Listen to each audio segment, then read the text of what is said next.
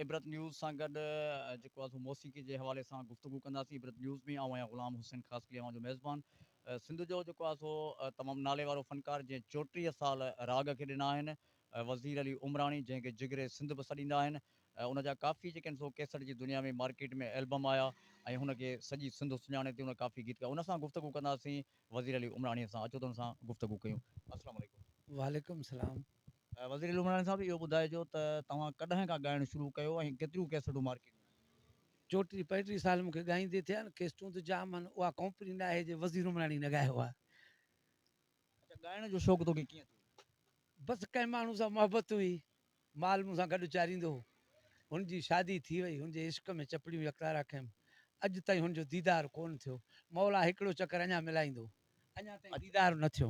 अच्छा, माना जेको आहे सो पहिरियों गीत जेको आहे सो जॾहिं तो ॻाइण लाइ शुरू कयो, कैसेट में रिकॉर्ड कयो, रेडियो ते या पाकिस्तान टेलीविज़न ते, या किथे ॻायो? मूं पहिरियों जेको गानो रिकॉर्ड कयो केस्ट में, लाड़काणे में चावला म्यूज़िक सेंटर हूंदो हो, उते मूं रिकॉर्ड कयो। कहिड़ो गीत हो? उहो हिकिड़ो माना छाछरे जे हिसाब सां हो। हा, अदबी हिसाब सां न हो, बहरहाल माहौल जे हिसाब सां हो। धाड़े लुजां खणी वञा तोखे शहर मां, लखे रुपया ॾियनि न छॾियां तुंहिंजी पचर मां। अच्छा, रेडियो ते केतिरा गीत ॻाइनि? रेडियो पाकिस्तान हैदराबाद या रेडियो जे मुख़्तलिफ़ स्टेशन ते? ऐं रेडियो ख़ैरपुर रेडियो ते बि मुंहिंजा 30 40 गाना मुंहिंजा रिकॉर्ड थियल आहिनि पका। ऐं हैदराबाद रेडियो ते बि मुंहिंजा 100 खां मथे रिकॉर्ड थियल आहिनि। PTV चैनल ते बि घटि में घटि मां 100 जे लॻभॻि अञा बि मथे प्रोग्राम कया। PTV चैनल नेशनल सरकारी चैनल आहे, पाकिस्तान TV ते 100 खां वधीक मूं प्रोग्राम कया आहिनि। ॾाॾे फतेह खान खां वठी, जंहिं टाइम उस्ताद बचल खान साहिबु हूंदो, ढोलक वॼाईंदो हो PTV चैनल ते। अच्छा, वज़ीर अली उमराणी, को गीत जेको आहे सो हुजे जेको हाणे नओं को गीत ख़बर पई आहे तव्हां जेको आहे सो ॻाइण वञो पिया, कंहिंजी शाइरी आहे जेको आहे सो कुझु असांखे गुनगुनाए ॿुधायो? उहो तव्हांखे थोरो ॿुधायां पियो भाऊ। दीदार हुसैन गोपांग जो गीत आहे, मुंहिंजो पुराणो शाइरु आहे। अॻु में बि हिन जा कलाम रेडियो में केस्ट में ॻाया कंहिं पुराणे दौर में। वरी हाणे अॼु मिली वियो त हिकिड़ो गानो खयूं पियो वञासि, छो सुभाणे मुंहिंजे सिंध TV ते रिकॉर्डिंग आहे, उते ॻाईंदोमांसि। जाग बिटाई गोट, जाग बिटाई गोट, तोखे सिजड़ी थी सॾड़ा करे, मरन थियूं मारियूं काबू आहिनि कोट, अच त तुंहिंजी वोट ॾाढनि खे ॾारे विझूं।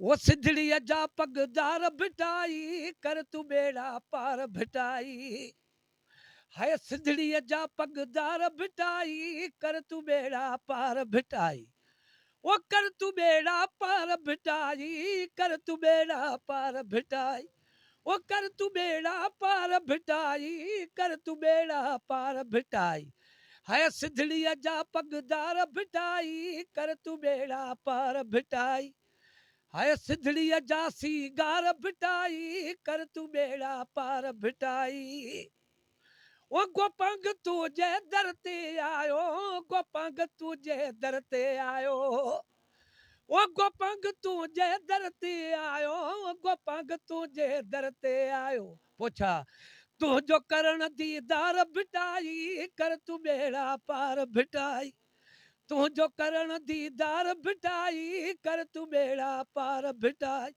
कर तूं बेड़ा पार भिटाई, कर तूं बेड़ा पार भिटाई, सिंधड़ीअ जा पगदार भिटाई कर तूं बेड़ा पार भिटाई, सिंधड़ीअ जा पगदार भिटाई कर तूं बेड़ा पार भिटाई।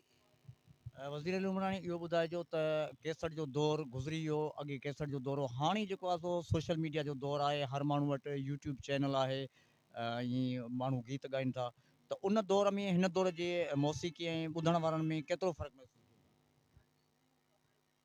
ॿारहाना त ईअं सम्झ राग जो जेको ज्ञान जेको ही मोबाइलूं निकिता आहिनि टच, ॿारहाना ईअं सम्झ त माना फ़न जे हिसाब सां हर शइ ख़तमु थी वियो फ़नकारनि जे लाइ। अॻे केसट जो दौरु हूंदो, सीडियूं ठहंदा हुआ ऐं प्रोग्राम थींदा हुआ, माण्हू 10 10 माइल 50 50 किलोमीटर पंधु करे ऐं ॿुधण ईंदा हुआ फ़नकार खे। हाणे नेट खोले छॾ, भले फ़नकार पियो ॻाए, उहो घरु वेठो आहे उते ई ॾिसे पियो त अचे छो प्रोग्राम में। माना अच्छा, आख़िरी सुवाल जेको आहे सो वक़्त जी घटिताई जे करे, इबरत न्यूज़ जे ॾिसण उन्हनि जो नौकर आहियां, हुननि जी महिरबानी आहे जो हेॾो मुंहिंजो इंटरव्यू वरितऊं ऐं हेॾो मूंखे इज़त ॾिनऊं, हेॾी मुंहिंजी इज़त कयूं ऐं मूंखे दाद ॾिनऊं, हुननि जी वॾी वॾी महिरबानी आहे। ऐं इनशा ताला त मां इबरत वारनि सां वरी साम्हूं अञा बि अची मिलंदुसि ऐं मां उते पंहिंजो फंक्शन पेश कंदुसि। इबरत ऑफिस में अंदरि उते वेही इबरत वारे सभिनी दोस्तनि पंहिंजे ॿाहिरनि खे उते पंहिंजो महफ़िल ॿुधाईंदुसि।